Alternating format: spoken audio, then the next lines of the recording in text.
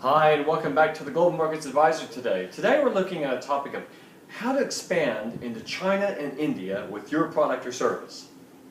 So as you're aware, there's much comparison between India and China, and some have gone as far as to refer to them as Chindia. There's a book written on this, which has raised frustrations by many, but in all things there's some truth in every statement, and there are many similarities between the two countries. In this book called Getting China and India Right by Gupta and Wang, they have some strong assertions which include both India and China, respectively by the author's first-hand experiences and based off their origins. You see, the authors claim, if you're not a Fortune 1000 company who is not already involved in those two markets, that you are running a serious risk of not being around as an independent entity within 10 to 15 years. That is a huge statement. To be or not to be, as Shakespeare stated in Hamlet, that is the question of today's large firm. We see that Accenture, the big consulting firm, grabbed the tiger by the tail, and in India's global strategy, they were employing 500 people in 2002 and now 35,000 as of 2007-2008. Nokia has had strong focus on London and New York, but it also has strong focus in Xinjiang province in China and also Uttar Pradesh in India. Whereas the CEO of Motorola some time ago sought to save the company and decided to de-emphasize the low-margin emerging markets. The authors challenge companies to choose by design or default whether they're going to get involved in a concerted effort in the transformational impact that China and India are bringing. In fact, they go so far in a video to argue that the multinationals have about 3 to 5 years to make this decision. Otherwise, the incumbents, which would be the challengers within these markets themselves from the respective countries, are going to take their place. A few examples that have taken place as of late include Mittal Steel, which began small in Indonesia and today as ArcelorMittal is the world's behemoth, larger than the next 3 players combined. Or have a look at Cemex, which many years ago was a mid-sized Mexican cement maker, and today is one of the 3 largest building material companies in the world. In the next 10 years, the magnitude and pace of change in every industry will be bigger and faster than the past 20 years in total. China and India are changing the rules of the global game.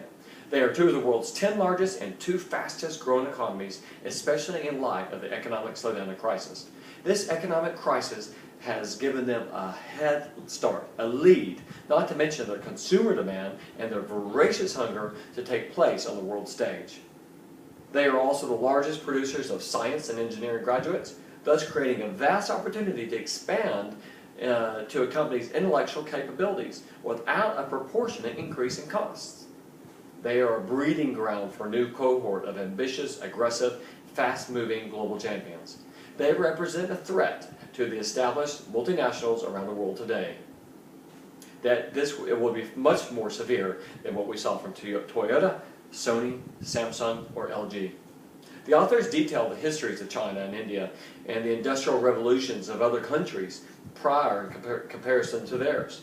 Their thesis is that the economic growth that took 100 years to make the European Union and the USA rich will take 20 for China and India. In the 19th century, it took Germany, the UK, and the US of America 50 years of industrial revolution to double their per capita incomes. China and India are doing so in 10. China and India will almost certainly overtake the US economy, and in the process, that fundamentally will transform the world's economic structure. It is understood by Chindia leaders that they are to become superpowers once again. They believe that the world economy in 2050 will consist of 4 major economic blocs: China, India, European Union, and the USA, each accounting for about 20%. This is interesting food for thought, and much of it I agree with. It's what I see rounded out on the world stage, and from what I hear from conferences, readings, etc. So in this period of global, worldwide economic uncertainty, I believe it's more important than ever that businesses, entrepreneurs, whatever your country of origin and where you're listening today, raise your game to stay ahead of the competition and to best them, to be able to increase your bottom line, guarantee and securitize your future. Globalizing your business and talents and products and services could be the answer that you're looking for. I encourage you to harness in on the Global Markets Advisor's global expertise. We're here to help small and medium-sized businesses, innovators, entrepreneurs to reach their potential and to help you to spot and make the most of the opportunities that high-growth markets present. We can offer you strategic and impartial advice, guidance on plans, market and country research, and introductions to key contacts. We're here to help you to overcome barriers to doing overseas business and offshoring. We're here to help you to increase and improve your business performance.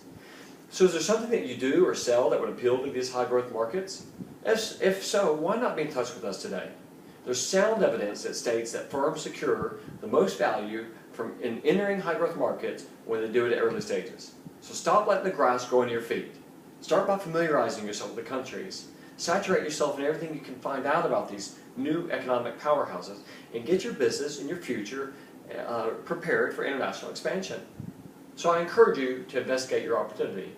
One way you can do this is by joining one of our Market Opportunity Masterclasses, in which we spend either within a webinar context or a half day in person, and we analyze the markets and the opportunities that exist in the global arena. Within the classes, we enable you to think about and develop and answer some of the following questions. How do you get started? What should you research? Which market is the best fit for you? What will you need? What are your options? What skills and knowledge will you need to develop to become successful?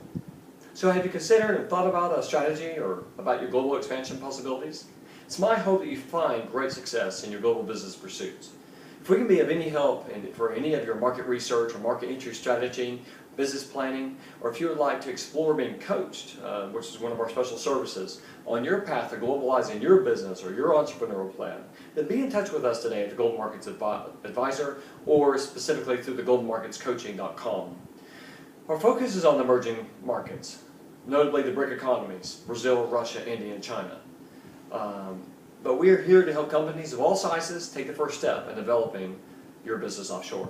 Our clients tend to come to us to decide how and where to do business offshore, to attract new business, develop new revenue streams, generate higher profits from emerging markets. Number 3 is to learn how to reduce costs via outsourcing, supply chain management, organizational efficiency. Number 4 is to be able to develop high-value connections with key influencers in new markets. And number 5 is to be able to build cross-cultural awareness and skills. Thank you again for tuning in to the Global Markets Advisor today.